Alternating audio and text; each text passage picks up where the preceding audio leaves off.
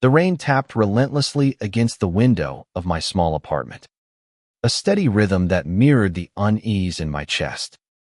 At 74, I'd learned to listen to the quiet warnings life whispers, those gut-twisting moments when something feels just wrong.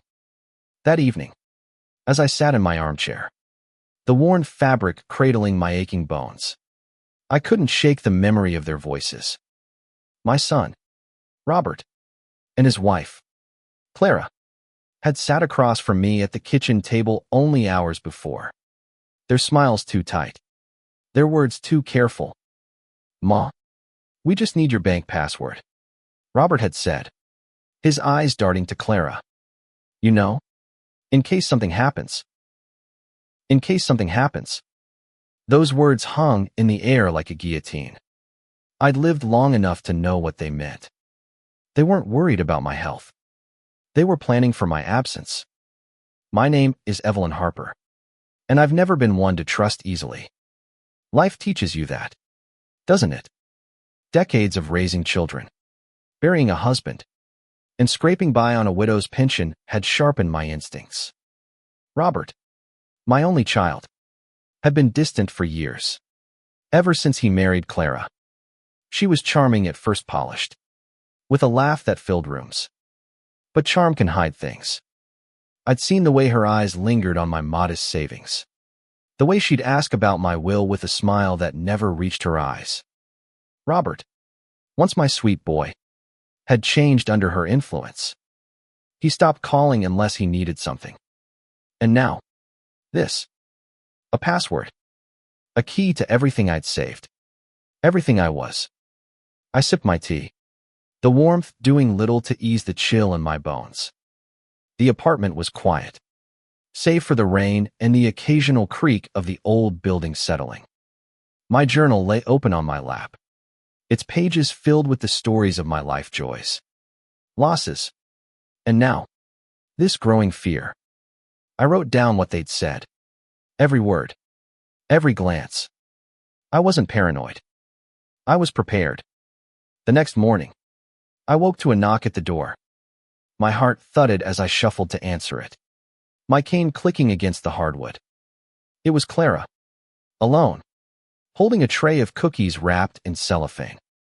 "I thought you might like these, Evelyn," she said, her voice syrupy. She stepped inside without waiting for an invitation, her heels clicking like a predator's claws. "Robert's at work," she said, setting the tray on the counter. "I just wanted to check on you. You seemed uneasy yesterday." Uneasy. That was one way to put it. I forced a smile, my hands tightening around my cane. "I'm fine, Clara. Just old age catching up." She sat at the table, her eyes scanning the room. I wondered what she was looking for. Me bank statements. The safe under my bed where I kept my important papers. "You know," she said, leaning forward, "Robert and I just want to make sure you're taken care of. That's why we asked about the password. It's for your security." Security. The word tasted bitter. I nodded, pretending to consider it. But my mind was racing. Clara's concern was a mask, and a flimsy one at that. I'd seen her type before, people who prey on the vulnerable, who think age dulls your wits. But my mind was sharp, and my heart, though heavy, was still beating. That afternoon, I made a call to an old friend, Martha, who worked at the bank years ago. She was retired now, but she knew the system inside and out. "Evelyn," she said, her voice crackling through the phone, "if they're asking for your password, don't give it to them. Change it. Today." I did. I walked to the bank, my knees protesting with every step, and sat with a young teller who helped me reset everything. I added extra security measures questions only I'd know the answers to, like the name of my first dog or the street where I met my late husband, George. As I left, I felt a small spark of triumph. They wouldn't get to me that easily, but the relief was short-lived. That evening, Robert called. His voice was tense, clipped. Ma, why'd you change your password? Clara said you were acting strange. I gripped the phone, my knuckles white. I didn't like the idea of sharing it. I said carefully, "It's my account. Robert." He sighed, the sound heavy with frustration. "We're just trying to help you. You're not getting any younger." There it was again, that phrase. That implication. I hung up, my hands trembling. They weren't going to stop. I could feel it, like a storm gathering on the horizon. Over the next few days, I started noticing things. A car parked outside my building too long, its driver obscured by tinted windows. A neighbor mentioning that Clara had stopped by when I wasn't home, asking questions about my routine. I began locking my doors even during the day, checking the windows obsessively. My journal became my confidant, its pages filling with my suspicions, my fears. One night, I woke to a sound, a soft scrape, like a shoe against the floor. My heart pounded as I lay still, listening. The apartment was dark, the rain outside masking any smaller noises. I reached for the flashlight by my bed, its beam cutting through the shadows. Nothing. But I didn't sleep again that night. The next morning, I found a small scratch on my front door's lock. It hadn't been there before. Someone had been trying to get in. I knew then that I couldn't stay passive. If Robert and Clara were planning something, and I was certain they were, I had to act. I wasn't just fighting for my money. I was fighting for my life. I spent the next day fortifying my defenses. The locksmith came by, a gruff man named Tony who didn't ask questions as he installed a new deadbolt and a chain lock. "This'll keep the wolves out," he said, wiping his hands on his jeans. I hoped he was right. But locks could only do so much. My mind churned with questions. What exactly were they planning? Was it just about the money? Or was there something darker at play? Robert had never been cruel. Not as a boy. I remembered him at 10. His small hand in mine as we walked to the park. His laughter bright enough to chase away my worries. How had that boy become this man? Swayed by a woman whose motives I couldn't fully grasp. I decided to dig deeper. I had to know more about Clara. She'd come into our lives 5 years ago. A whirlwind of charisma and ambition. Robert had been smitten, and I'd been happy for him until I wasn't. There were gaps in her story. Things she'd said that didn't add up. She claimed to have grown up in a small town in Ohio, but her accent slipped sometimes, hinting at something else. And her past, her family, her old jobs was always vague, brushed off with a laugh. I called Martha again. "Can you help me look into someone?" I asked. Martha didn't hesitate. "Give me her name and whatever you know. I've got a friend who's good with computers." I gave her Clara's full name, Clara Elizabeth Monroe, and the few details I had. Martha promised to get back to me. In the meantime, I kept my routine tight, leaving the apartment only when necessary. I started carrying my journal everywhere, tucked into a small bag with my ID and a few $100s in cash. If something happened, I wanted my story with me. 2 days later, Martha called. Her voice was low, urgent. "Evelyn, my friend found something. Clara's not who she says she is. Her real name's Clara Hensley, and she's got a record: fraud, identity theft. Nothing violent, but enough to raise flags. She's been married before. 2. Twice. Both husbands, well, they're not around anymore."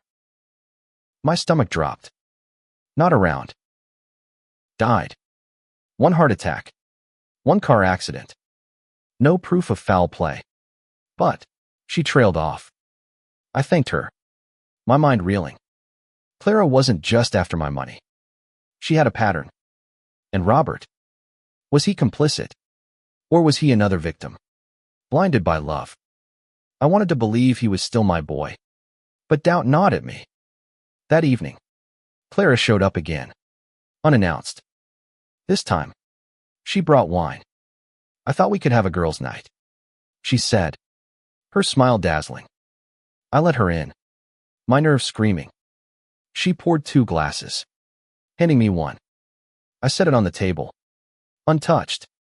I'm not much for drinking these days, I said. Her smile faltered, just for a moment. Oh, come on, Evelyn. Live a little. We talked for an hour, her words a carefully crafted dance. She asked about my health, my plans, my finances, all framed as concern. I deflected, keeping my answers vague. When she left, I poured the wine down the sink. I wasn't taking chances. The next day, I went to the library, where I could use a computer without worrying about anyone tracking me. I searched Clara's real name, Hensley, and found fragments of her past court records, old news articles. Nothing concrete enough to take to the police, but enough to confirm Martha's warning. Clara was dangerous. I started planning. If they were coming for me, I needed evidence. I bought a small recorder from a pawn shop. Cheap, but functional. I tested it, speaking softly into it. This is Evelyn Harper. If you're hearing this, something's happened to me. I hid it in my bedroom, behind a loose baseboard. But the fear was relentless. Every creak of the floor, every shadow outside my window, felt like a threat. I stopped sleeping. My nights spent listening, waiting. One evening, I heard footsteps outside my door slow, deliberate. I grabbed my cane and stood by the door, my heart pounding. They stopped, then faded away. The next morning, I found a note slipped under my door. It was typed and signed, "We just want to help you. Evelyn, don't make this harder than it needs to be." My hands shook as I read it. They were closing in. I thought of calling the police. But what could I say? That my son and his wife were after my money. That I suspected they wanted me dead. I had no proof. Only instincts and a few scraps of information. I decided to confront Robert. Maybe, just maybe, I could reach him. I called and asked him to come over alone. He agreed, his voice hesitant. When he arrived, he looked tired, his eyes shadowed. "Ma, what's going on? Clara says you're acting paranoid." I took a deep breath, my voice steady. "Robert, I know about Clara's past. Her real name. Her record. I know what she's capable of. Are you part of this?" His face paled. "What are you talking about?" I told him everything, Martha's findings. The note. The scratches on my lock. He shook his head, his hands trembling. "Ma, I don't. Clara's not like that. She loves me. She loves you." But I saw the doubt in his eyes, a crack in his certainty. "Robert," I said softly, "if you're not part of this, help me. Please." He left without promising anything, but I'd planted a seed. I could only hope it would grow. The days that followed were a tense waiting game. Robert didn't call, and Clara stayed away. But the silence felt heavier than their presence. It was as if they were watching, biding their time. I kept the recorder running whenever I was home, capturing every sound, every moment. My journal grew thicker, its pages a map of my fear and determination. I started reaching out to others. My neighbor, Mrs. Callahan, a sharp-witted woman in her 60s, noticed my unease. "Evelyn, you look like you've seen a ghost," she said one morning as we met in the hallway.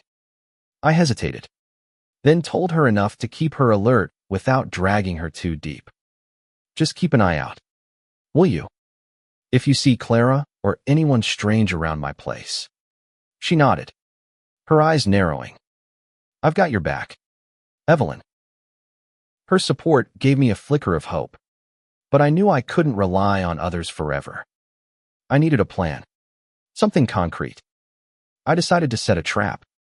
If Clara and Clara were after my money, they'd need access to my account.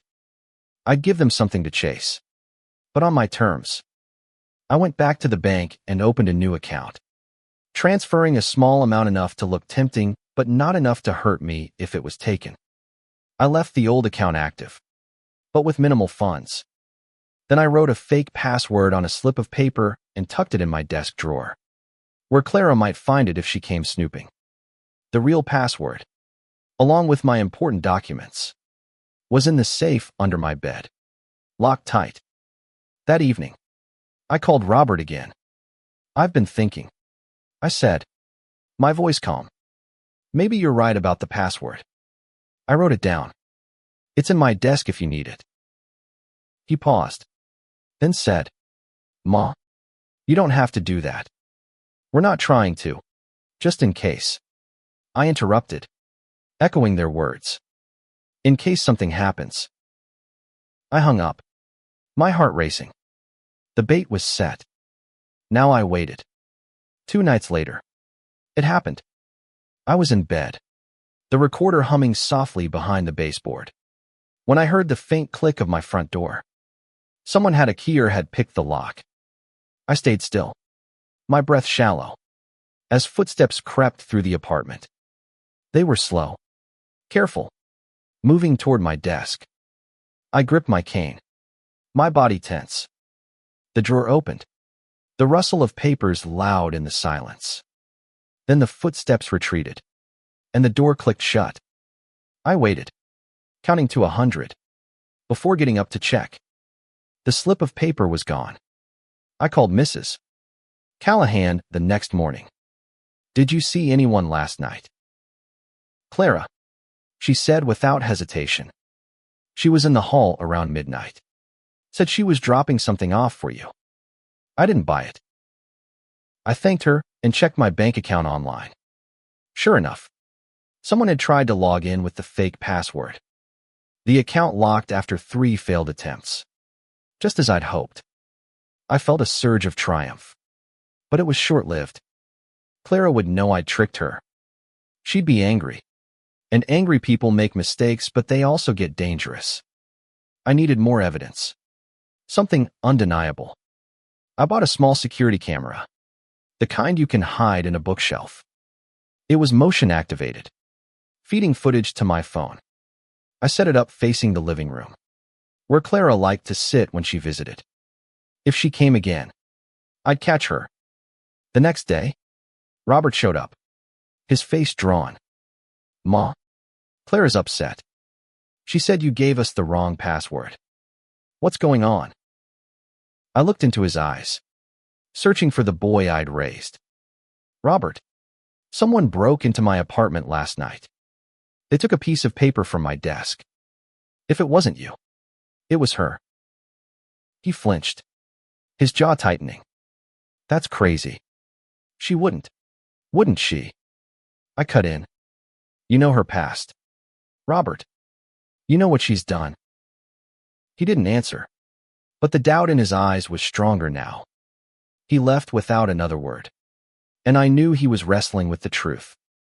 That night, I reviewed the camera footage. Nothing yet, but I kept it running. I also started carrying a small pocket knife, a gift from George years ago.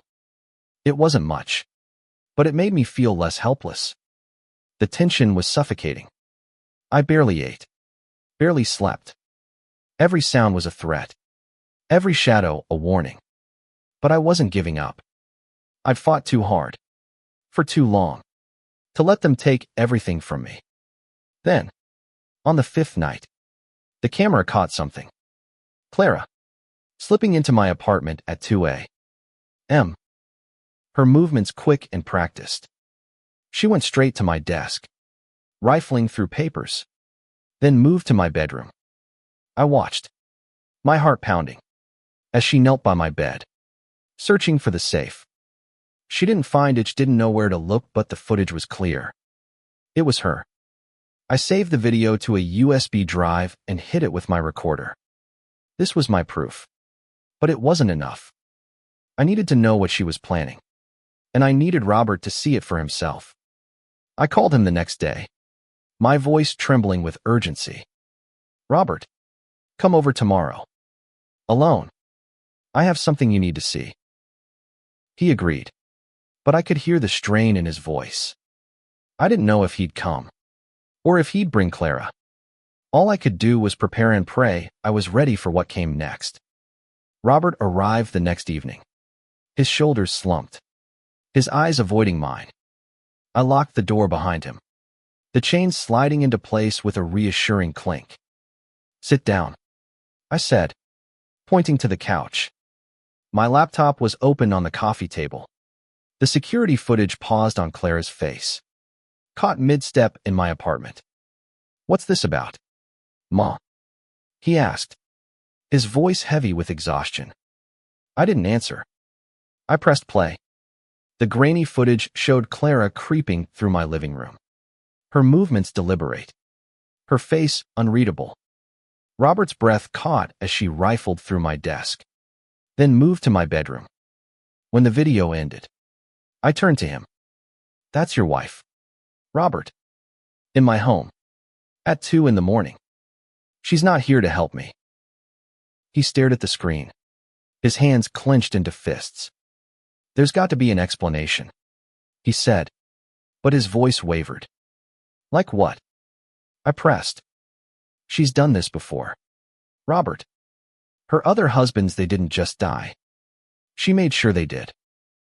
He flinched, his face crumpling. "Ma, stop. You don't know that." "I know enough," I said softly. "And deep down, you do too." He didn't respond, but the silence was answer enough. I handed him a folder with printouts of Clara's past court records, news clippings, everything Martha's friend had found. "Read this," I said. "Then tell me I'm wrong." He took the folder, his hands shaking, and left without another word. I watched him go, my heart aching. I wanted to protect him, but I couldn't ignore the possibility that he was part of this. Not yet. The next day, I took the USB drive with the footage to a lawyer, a kind woman named Susan who specialized in elder law. I told her everything Clara's past, the break-in, the note, my suspicions. She listened, her face grim. "This is serious, Evelyn," she said. "We can get a restraining order, but we need more evidence to press criminal charges. Keep documenting everything." I nodded, feeling a mix of relief and dread. I wasn't alone anymore, but the danger was far from over. When I got home, I checked the camera footage again. Nothing new, but I reset it, making sure it was ready for the next intrusion. That night, I heard from Robert. His voice was hoarse, broken. "Ma, I read the papers. I didn't know. I swear I didn't know." My throat tightened. "What are you going to do, Robert?" "I'm leaving her," he said. "I can't stay with someone like that." I wanted to believe him, but trust was a fragile thing. "Be careful," I said. "She's not going to let you go easily." He promised to call the next day, but he didn't. Instead, Clara showed up at my door, her face a mask of fury. "You're poisoning him against me," she spat, stepping inside before I could stop her. "You think you're so clever, don't you?" I gripped my cane, my heart racing. "Get out, Clara." She laughed, a cold, sharp sound. "You're making a mistake, Evelyn. You should have just given us the password." She left, but her words lingered like a threat. I checked the camera. Her visit was recorded. Every word, every gesture. I sent the footage to Susan, my hands shaking as I typed the email. The next morning, I woke to a call from Robert. He was at the police station. "Ma, I confronted Clara last night," he said, his voice raw. She tried to hurt me. I got away, but I'm pressing charges." Relief flooded me, but it was tempered by fear. "Where is she now?" "I don't know," he admitted. "The police are looking for her." I spent the day on edge, jumping at every sound. Mrs. Callahan stopped by, her face pale. I saw Clara in the parking lot this morning, she said. She was just sitting in her car, watching the building. I called Susan, who urged me to stay somewhere else until Clara was found. But I refused. This was my home, my life. I wasn't running. That night, I sat in my armchair, the recorder on, the camera running, my pocket knife in my lap. The rain had stopped, leaving an eerie silence. Then I heard Ida key in the lock. My heart pounded as the door creaked open. It was Clara. She didn't see me at first, her eyes scanning the room. When she did, she froze, her face twisting into a sneer. You're tougher than I thought. Evelyn. What do you want? I asked, my voice steady despite the fear clawing at me. You know what I want, she said, stepping closer. Your money. Your life. It's nothing personal. I tightened my grip on the knife. The police are looking for you, Clara. Robert knows everything. Her smile faltered, but she recovered quickly. He's weak. He'll come back to me. Before I could respond, there was a shout from the hallway, Mrs. Callahan's voice, then the sound of footsteps. Clara's eyes widened, and she bolted for the door. But it was too late. 2 police officers burst in, their hands on their holsters. Clara Hensley, you're under arrest, one of them said, cuffing her as she struggled. I sank back into my chair, my body trembling with relief. It was over. Or so I thought. Clara's arrest brought a fragile calm, but it didn't erase the scars. The police took my footage, my recorder, and my journal as evidence. Susan assured me they had a strong case breaking and entering, attempted fraud, and assault on Robert. But Clara was cunning, and I couldn't shake the feeling that she'd find a way to slip through. Robert came to see me the next day, his face bruised, his eyes hollow. I'm so sorry, Ma, he said, tears streaming down his face. I didn't see her for what she was. I wanted to hold him, to tell him it was okay. But the betrayal still stung. Why didn't you listen to me sooner? I asked, my voice breaking. He shook his head. I was blind. I thought she loved me. We sat in silence, the weight of everything between us. I wanted to rebuild our bond, but it would take time. Trust, once broken, doesn't mend easily. Over the next few weeks, I worked with Susan to protect my finances. We froze my accounts, set up new security measures, and drafted a will that ensured my money would go to a local charity if anything happened to me. Robert didn't object, seemed to understand that he'd lost my trust. At least for now. The police kept me updated on Clara's case. She'd pleaded not guilty, claiming she was only trying to help me. But the evidence was overwhelming: the footage, the note, her past. Still, I couldn't relax. I kept the camera running, the locks bolted, the knife close. Mrs. Callahan became my rock, stopping by daily with coffee or a kind word. You're a fighter, Evelyn, she said one morning. Not many would have stood up to her like you did. Her words warmed me, but they also reminded me of how close I'd come to losing everything. I started writing again, not just in my journal, but for myself. I wrote about George, about the life we'd built, about the strength I'd found in myself. It wasn't just about surviving Clara, it was about reclaiming my life. One evening, Robert called. Ma, I'm moving away, he said. I need a fresh start, somewhere she can't find me. I understood, but it hurt. Will you stay in touch? I asked. I will, he promised. I want to make this right. I didn't know if he could, but I hoped. Hope was all I had left. As the weeks turned into months, the fear began to fade, replaced by a quiet resolve. I joined a book club at the library, started volunteering at a community center. I wasn't just surviving, I was living again. My apartment, once a fortress, became a home once more. But I never forgot Clara's face, her cold smile, her words, "It's nothing personal." It was personal to me. It was my life, my story, and I'd fought to keep it. The trial was set for the spring. Susan warned me it might be grueling, but I was ready. I had my evidence, my truth. Clara thought she could break me, but she'd underestimated me. I was old, but I was far from weak. One night, as I sat in my armchair, my journal open, I wrote a final entry for this chapter of my life.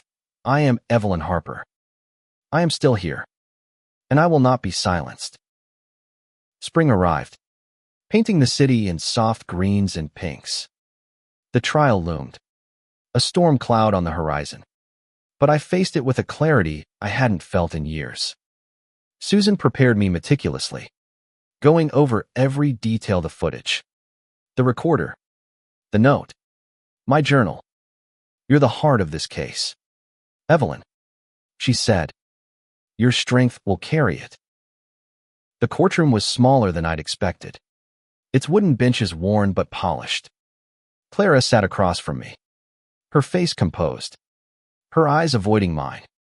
She looked different without her usual polish smaller. Somehow, Robert was there too, sitting in the back, his expression unreadable. We hadn't spoken much since he'd moved away, but his presence gave me a flicker of hope. When I took the stand, my voice was steady. I told my story, every suspicion, every fear, every moment of defiance. The jury listened, their faces a mix of sympathy and admiration. Clara's lawyer tried to paint me as paranoid, an old woman jumping at shadows. But Susan dismantled their arguments with the evidence. The footage of Clara in my apartment was damning, her voice on the recorder chilling. The trial lasted 3 days. On the final day, the jury deliberated for only 2 hours before returning a verdict: guilty on all charges, breaking and entering, attempted fraud, and assault. Clara's face didn't change as the judge sentenced her to 7 years. I felt no joy, only relief. Justice wasn't about revenge, it was about survival. Afterward, Robert approached me outside the courthouse. "Ma, I'm so sorry," he said, his voice breaking. "I should have protected you." I looked at him, seeing the boy he'd been and the man he was trying to become. "You can still make things right," I said. "Not for me, but for yourself." He nodded, tears in his eyes. "I'm trying." We parted with a hug, the first in years. It wasn't forgiveness. Not yet. But it was a start. Back home, I found a letter from Mrs. Callahan, who'd moved to be closer to her daughter. "You're the strongest woman I know, Evelyn," she wrote. "Keep fighting." I smiled, tucking the letter into my journal. I spent the next months rebuilding. I sold my apartment and moved to a small cottage on the edge of the city, a place with a garden where I could plant flowers and sit in the sun. The camera, the recorder, the knife, they were packed away, relics of a battle won. My journal, though, stayed with me. I wrote every day, not just about the past, but about the future. I started teaching a writing class at the community center, sharing my story with other seniors like me, who'd faced their own struggles. "Your voice matters," I told them. "Don't let anyone take it from you." One evening, as I sat in my garden, a letter arrived from Robert. He'd settled in a small town, found a job, started therapy. "I'm learning to be better, Ma," he wrote. "I hope you're proud of me someday." I was. Not fully. Not yet. But I was. As the sun set, casting golden light over my flowers, I opened my journal and wrote, "This is my life." I fought for it, and I won. Not because I was stronger or smarter, but because I refused to give up. And that's enough. I closed the journal, my heart full. The rain had stopped long ago, and the storm was gone. All that remained was me, Evelyn Harper. Still here, still fighting, still alive.